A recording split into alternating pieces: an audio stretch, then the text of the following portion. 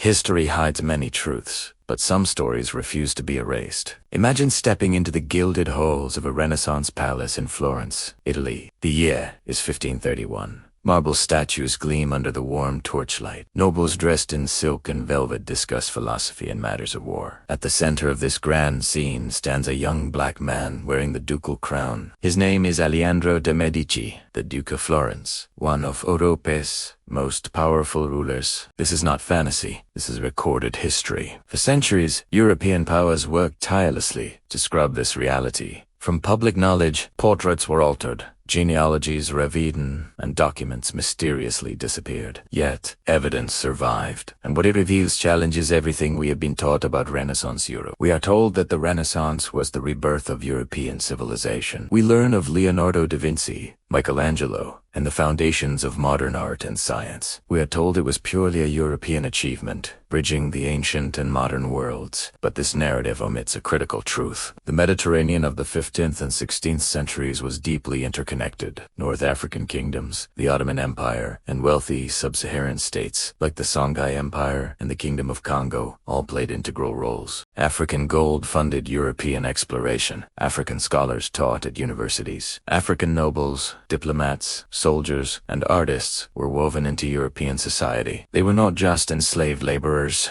African kingdoms were economic powerhouses, respected and sometimes feared by European rulers. Ethiopian emperors corresponded with Portuguese kings as equals. The Kingdom of Congo sent ambassadors to the Vatican. Wealthy African merchants traded directly with Venice and Genoa. But as the transatlantic slave trade expanded in the 16th century, European powers sought to rewrite reality. You cannot enslave millions and still acknowledge that those same people had kingdoms, culture, and royal bloodlines. A choice was made. The truth had to be erased. This erasure was deliberate, systematic, and astonishingly effective. As European powers amassed wealth through slavery, they constructed ideologies to justify it. Black people were reimagined as inferior, without culture, without history. Portraits of black nobles were painted over, dark skin lightened in later reproductions. Genealogical records were lost or rewritten to remove African ancestry. Historical accounts praising African kingdoms or black excellence were buried or destroyed. By the 18th and 19th centuries, the narrative was firmly entrenched. Europe was described as pure and advanced. Africa was depicted as primitive and backward. This fabricated story underpinned scientific racism, colonialism, and centuries of oppression. Now, let us return to Aleandro de Medici, whose story reveals the depth of this erasure. Aleandro was born around 1510. His mother was a black serving woman, his father a high-ranking member of the Medici family. Some suggest his father may have been Pope Clement III. In a world where lineage determined power, Aleandro's mixed heritage should have disqualified him. It did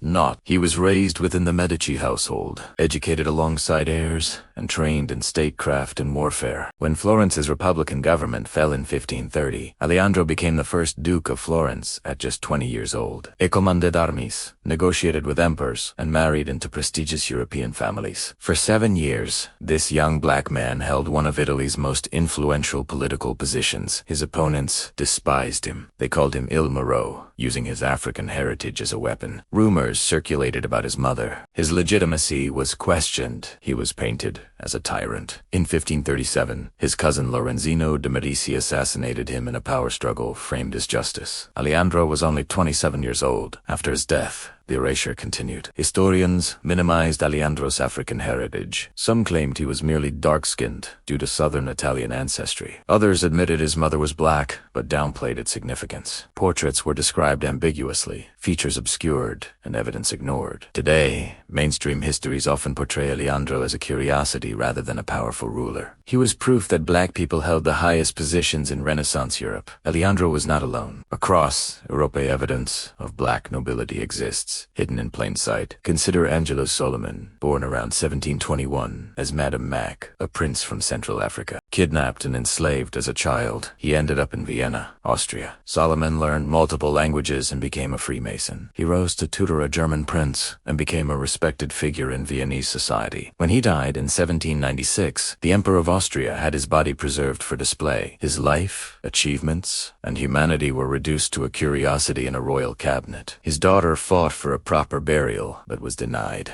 This is the reality of historical erasure. Even when black people achieved the be extraordinary, society found ways to dehumanize them. Abram Petrovich Ganival, born in Central Africa in 1696, was brought to Russia as a gift to Tsar Peter the Great. Ganibal was raised at court, becoming a military engineer, general, and nobleman, with estates and serfs. He was the great-grandfather of Alexander Pushkin, Russia's most celebrated poet. Juan Latino, born enslaved in 1518, became a renowned professor at the University of Granada, teaching Latin and writing poetry recognized across Europe. These were not isolated cases. They were part of a larger, deliberately hidden pattern. Perhaps the most controversial example is Queen Charlotte of Mecklenburg, who married King George III in 1761. Contemporary accounts described her with Moorish features. Her physician noted traits suggesting African ancestry. She descended from the Portuguese royal line, intermarried with North African nobility. Some historians believe her African heritage traces to Alonso III and a Moorish companion. For 2 centuries, this possibility was suppressed, dismissed, or met with hostility. If the Queen of England during the American Revolution had African blood, what does that say about the racial hierarchies Britain enforced globally? What does it say about European nobility claiming purity as their birthright? The pattern becomes undeniable upon scrutiny. European museums and archives contain altered paintings. Art historians documented black figures in Renaissance works painted over in later restorations. Skin tones were lightened. Features were Europeanized. Church records documenting African-European unions were lost or restricted. Genealogical trees were sanitized. Even DNA evidence, confirming African ancestry in several European royal lines, faces denial. Accepting these facts challenges centuries of constructed history. Yet, not all evidence could be destroyed. They tried to hide the truth for centuries. Some paintings survived in their original forms, kept in private collections or regional museums far from power. Diplomatic records showing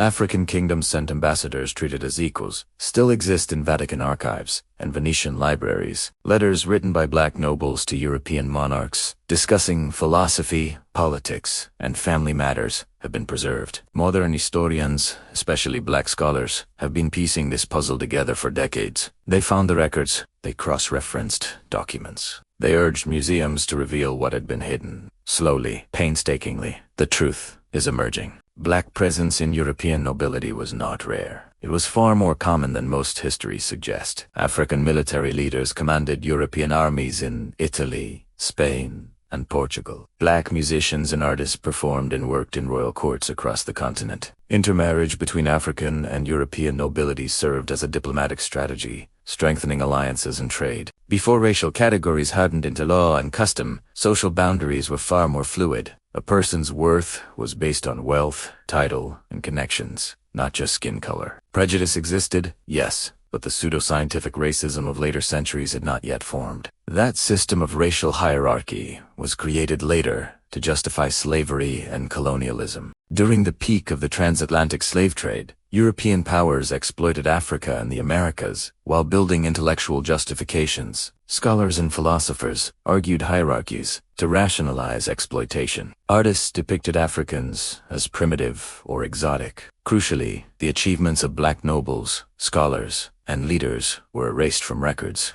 It was impossible to claim black people were suited only for servitude while acknowledging their roles as dukes, queens, generals, and professors. The implications are staggering. If black royalty existed in Renaissance Europe, Africa was never the historyless continent colonizers claimed. European powers, new African kingdoms, were wealthy, powerful, and sophisticated. They traded, learned from them, and sometimes married into them. The idea of African inferiority was a constructed narrative, not reality. If race categories had to be invented, then assumptions about who belonged where and who built civilization would be built on manufactured ideas. They were not inevitable. They were choices designed to protect power. Genetic research now shows African ancestry in several European royal lines. Markers consistent with North African heritage appear in lineages historically considered purely European. Spanish and Portuguese nobility also show connections to sub-Saharan African ancestry. This is verified through modern DNA studies, not speculation. When published, these findings are often overlooked, buried in journals, or disputed by those invested in maintaining old myths. The resistance alone demonstrates how threatening the truth can be. Why does this matter today? Because history is about power. The power to define identity, heritage, and human potential. When black people are told their only history is slavery, their humanity is diminished. When African civilizations are erased from textbooks, the contributions of black leaders and scholars are ignored. This is not accidental. It is strategic. It is how hierarchies were maintained. Every time a young black student is taught that their ancestors were never powerful or royal, a piece of pride is stolen. Every time Europe is credited alone for civilization, colonial lies persist. Yet the truth survived. It survived in DNA that cannot be altered. It survived in documents misfiled, but not destroyed. It survived in portraits hidden in storage and in church archives. It survived in the memories and oral histories of communities that never forgot. That resilience, that refusal to be erased, is a form of resistance itself. Every historian who digs deeper, every museum that admits alteration, every genetic study confirming African ancestry in Europe reclaims stolen history. The next time you see a Renaissance painting, look closer. Ask questions. Who might have been painted out? Which records were preserved, and which were hidden? When you study European royalty, demand the full story. Ask about the African ancestry that was suppressed. Ask why some lineages are emphasized while others are forgotten. The past was not as we were told. The Renaissance was not purely European. Royal courts were not racially exclusive. Black people were present at the centers of power. They ruled, they mattered. And seeing this truth changes everything. Those who erased black royalty hoped we would never learn. They altered paintings and records to make us invisible. But we were there, we wore crowns, we commanded armies. We shaped the world they claimed as theirs alone. No amount of erasure can change that fact. The evidence waits for anyone willing to see it. The only question is, are you ready to understand history as it truly was? Once you do, you cannot return to the comfort of lies. And that is why they fought so hard to hide the truth.